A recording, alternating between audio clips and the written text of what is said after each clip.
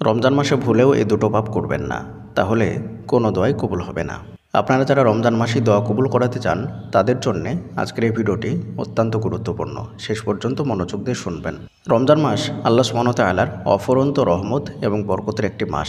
এই মাসে আমরা অনেকেই চাই দোয়া কবুল করাতে, কিন্তু আমাদের ছোট্ট একটি ভুলের কারণে আমাদের দোয়া কবুল হয় না, যার কারণে একটি মাস আমরা দোয়া করেও আমরা কোনো ফলাফল পাই না।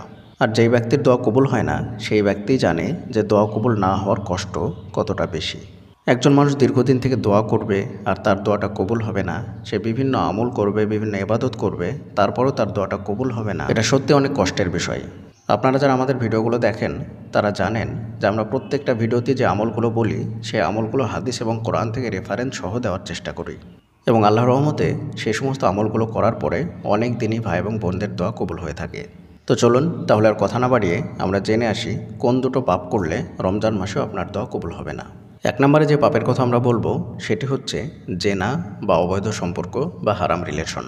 কোনো ব্যক্তি যদি রমজানের এই পবিত্র মাসেও নিজেকে হারাম রিলেশন, জেনা বা অবৈধ সম্পর্ক থেকে বের করে না নিয়ে আসতে পারে, তাহলে তার চাইতে হতভাগা ব্যক্তি আর পৃথিবীতে আছে বলে আমার মনে হয় না। কারণ রমজান মাস হলো পবিত্র মাস।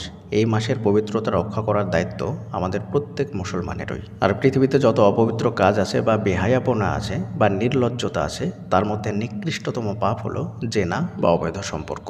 আল্লাহ সুবহানাহু ওয়া তাআলা এই পৃথিবীকে টিকিয়ে রেখেছেন বৈধ সম্পর্ক বা বিবাহের মাধ্যমে। আর এটাই হচ্ছে আল্লাহ সুবহানাহু ওয়া তাআলার পক্ষ থেকে স্বীকৃত সম্পর্ক।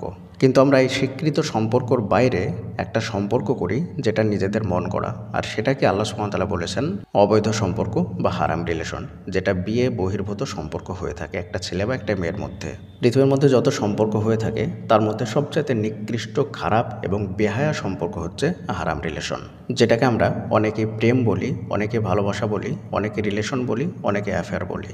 এই প্রত্যেকটা নামই হচ্ছে জেনার বিকল্প এক একটি নাম। কোনো ব্যক্তি যদি এই সম্পর্কের মধ্যে থাকে আর সে যদি এই সম্পর্ক থেকে বের না হয়, তাহলে সে যতই দোয়া করুক না কেন তার কোনো দোয়াই আল্লাহ সুবহানাহু ওয়া তাআলার দরবারে গ্রহণযোগ্য হবে না। আর সেটা যদি হয় রমজান মাসে, তাহলে এর চাইতে বড় জুলুম আর কি হতে পারে একবার চিন্তা করতে পেরেছেন আপনি? যেখানে রমজানের পবিত্রতা রক্ষার জন্য আল্লাহ সুবহানাহু ওয়া তাআলা শয়তানকে বন্দী করে রেখেছেন যাতে মানুষজন সুস্থভাবে সুন্দরভাবে ইবাদত করতে পারে। পৃথিবী থেকে যাতে বেহায়াপনা, নোংরামি, নষ্টামি যেন উঠে যায় এবং মানুষ যেন সুস্থভাবে ইবাদতে মনোযোগ দিতে পারে। যেখানে আপনি বা আমি, আমাদের মতো চতুষ্পদ জন্তুগুলো এই পবিত্রতা রক্ষা না করে নিজের মন মতো চলাফেরা করছে। ইসলামের আইন অনুযায়ী 4 জন ব্যক্তিকে হত্যা করা যায়। তার মধ্যে একজন হলো জাদুকর বা ব্ল্যাক ম্যাজিক যারা করে সেই ব্যক্তি। 2 নম্বর হলো যে ব্যক্তি দিনকে অস্বীকার করে। 3 নম্বর হলো হত্যার বদলে হত্যা বা কেসাস। আর 4 নম্বর হলো বিবাহিত ব্যক্তি জেনা করলে। এই 4 শ্রেণীর মানুষের মধ্যে 3 শ্রেণীর মানুষ যদি তওবা করে তাহলে তাদেরকে হত্যা করা যাবে না, তাদেরকে ছেড়ে দিতে হবে, ক্ষমা করে দিতে হবে। কিন্তু জেনা এমন একটি পাপ যেই পাপের কোনো ক্ষমা নেই। সে ব্যক্তি যতই তওবা করুক না কেন সেটা আল্লাহর দরবারে গ্রহণযোগ্য হতে পারে বা আল্লাহ তাআলা তাকে মাফ করে দিতে পারেন, কিন্তু পৃথিবীতে তার কোনো ছাড় নেই, তার কোনো ক্ষমা নেই, তাকে হত্যা করতেই হবে।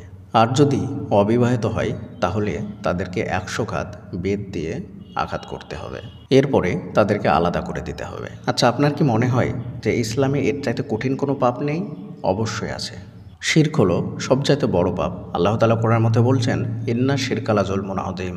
শিরক এত বড় পাপ হওয়া সত্ত্বেও শিরকের জুলুম বা শিরকের গুনাহ যদি কোনো ব্যক্তি করে তাহলে তার জন্য এত বড় শাস্তি নেই ইসলামে। শিরক এত বড় পাপ হওয়া সত্ত্বেও শিরক করলে তাকে হত্যা করতে হয় না। কিন্তু জেনা এমন একটি পাপ যেটা হচ্ছে বেহায়াপনা, নির্লজ্জতা, নোংরামি এবং সমাজ নষ্ট করা একটা পাপ, যার কারণে জেনাহের গুনাহ করলে বা অবৈধ সম্পর্ক থাকলে, হারাম রিলেশন থাকলে আল্লাহ তাআলা তার প্রতি অসন্তুষ্ট হন। তার উপর থেকে সমস্ত রহমত, বরকত যা কিছু আছে সব কিছু আল্লাহ তাআলা উঠিয়ে নেন। দোয়া আল্লাহ তাআলার পক্ষ থেকে বান্দার জন্য অনেক বড় নিয়ামত, কিন্তু এই নিয়ামত থেকেও সেই ব্যক্তিকে বঞ্চিত করা হয়।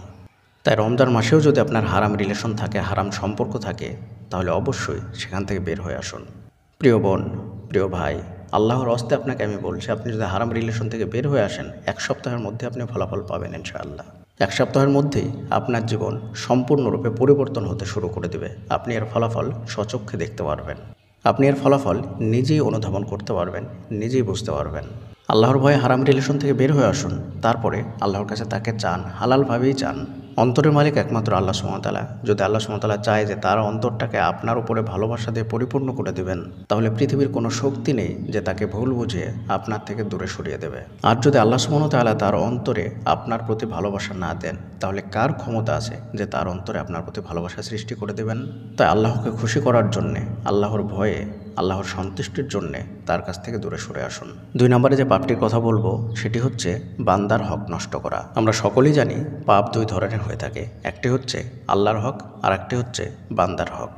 কোনো ব্যক্তি এমন কোনো পাপ করলো যেটি আল্লাহর হকের মধ্যে পড়ে, তাহলে সে ব্যক্তি তওবা করলো, ক্ষমা চাইলো, ইস্তেগফার করলো, আল্লাহ তাআলা তাকে মাফ করে দেবেন। কিন্তু কোনো ব্যক্তি যদি বান্দার হক নষ্ট করে, তাহলে আল্লাহ তাআলা তাকে কখনোই ক্ষমা করবেন না, যতক্ষণ না যে বান্দার হক নষ্ট করেছে সেই বান্দা তাকে ক্ষমা করে দেয়। ধরুন আপনি আমাকে অন্যায়ভাবে মারলেন, বা আমার গীবত করলেন, বা আমাকে কষ্ট দিলেন, বা আমার হক নষ্ট করলেন, তাহলে আমার কাছে আপনি যতক্ষণ না ক্ষমা চাইবেন, বা আমি আপনাকে যতক্ষণ না ক্ষমা করব, ততক্ষণ পর্যন্ত আল্লাহ সুবহানাহু ওয়া তাআলা আপনাকে ক্ষমা কখনোই করবেন না। বান্দার হক নষ্ট করে আল্লাহ তাআলার সন্তুষ্টি অর্জন করা কখনোই সম্ভব নয়। কিন্তু আমরা এই বিষয়টা গুরুত্বই দেই না, আমরা বুঝতেই চাই না। আমরা ভাবি যে আমি ঠিক আছে, আমি অনেক পরেজগার, আমি সবসময় ইস্তেগফার করছি, তাহাজ্জুদের সালাত আদায় করছি, দান খয়রাত করছি, 5 ওয়াক্ত সালাত টাইম মতো আদায় করছি, পর্দা করছি, সব কিছু করছি, কিন্তু আমার ব্যবহার এত খারাপ যে আমার আশেপাশের মানুষজন আমার ব্যবহারে কষ্ট পায়। আমি অমুক ব্যক্তির টাকা মেরে খেয়ে নিয়েছি, সে একটু বোকা ছিল, তার কাছ থেকে আমি টাকা নিয়েছি, পরবর্তী সময়ে আমি তার টাকাটা ফেরত দেইনি। কোনো ব্যক্তি আমার কাছে আমানত রেখেছিল, আমি তার আমানতটা খেয়ে নিয়েছি, পরবর্তীতে তার আমানত তাকে ফেরত দেইনি। আমার অনেক প্রভাব, আমাকে দেখে মানুষ ভয় পায়, যার কারণে আমি যে দোকানেই যাই না কেন সেই দোকান আমাকে এমনিতেই ফ্রিতেই দিয়ে দেয়। শপিং করার পরে আমার কাছে টাকা চাইতে মানুষজন ভয় পায়। বিনা দোষে আমি কাউকে ধরে 2টো থাপ্পড় মেরে দিলাম। একজন ব্যক্তিকে দুর্বল দেখে আমি তাকে অপমান করে দিলাম। এগুলোই হচ্ছে বান্দার হক নষ্ট করা। আপনি যদি বান্দার হক নষ্ট করেন, তাহলে সেই ব্যক্তি আপনার উপর অসন্তুষ্ট হয়ে আপনার জন্য বদদোয়া করে দিল, বা সে কষ্ট পেল, আপনার উপরে বদদোয়া লেগে গেল। আপনাকে আর কিছু করতে হবে না, আপনার লাইফ এখানেই শেষ। আপনি আগামী সারা জীবন ইস্তেগফার করুন, তওবা করুন, দোয়া করুন, কোনো কিছুতেই কোনো কাজ হবে না যতক্ষণ না সেই ব্যক্তি আপনাকে ক্ষমা করে দিচ্ছে। তাই পবিত্র রমজান মাসে অবশ্যই খেয়াল রাখবেন যে আপনার কথা, কাজ এবং ব্যবহারের দ্বারা কেউ যেন কষ্ট না পায়, আপনার দ্বারা যেন কারো হক নষ্ট না হয়, আপনার দ্বারা যেন কারো কষ্ট না হয়। কারণ এই রমজানের পবিত্র মাসেও যদি আপনি এগুলো নিজেকে কন্ট্রোল করতে না পারেন, বা নিজেকে পরিবর্তন করতে না পারেন, তাহলে কোনো ইবাদত করেই কোনো লাভ হবে না। প্রিয়দিনী ভাই এবং বোনেরা, শুধু রমজান মাস নয়, সারা জীবন যদি এই 2টো পাপ থেকে নিজেকে বিরত রাখতে পারেন, তাহলে আপনার সফলতা আর কে আটকাবে বলুন? পরিশেষে আল্লাহর দরবারে দোয়া করি, আল্লাহ তাআলা যেন আমাদের সকলকে এই 2টো পাপ থেকে বেঁচে থাকার তৌফিক দান করুন, আমিন। আল্লাহ তাআলা যেন এই রমজান মাসে আমাদের সকলকে সুস্থভাবে পরিপূর্ণ সিয়াম পালন করার তৌফিক দান করুন, আমিন। আপনারা যদি ব্যক্তিগতভাবে কোনো কিছু জানতে চান, তাহলে অবশ্যই আমাদের ভিডিওর নিচে কমেন্ট করবেন, ইনশাআল্লাহ আপনাদের প্রশ্নের উত্তর দেওয়া হবে। এবং আপনারা যদি আপনাদের বাস্তব জীবনের দোয়া কবুলের গল্প আমাদের সঙ্গে শেয়ার করতে চান, তাহলে আমাদের ইমেল আইডির মাধ্যমে শেয়ার করতে পারেন। আমাদের ইমেল আইডি হলো khalidhasan6695@gmail.com। এটা আমরা ডেসক্রিপশনে লিখে দিচ্ছি। আসসালামু আলাইকুম ওয়া রাহমাতুল্লাহি ওয়া বারাকাতুহু।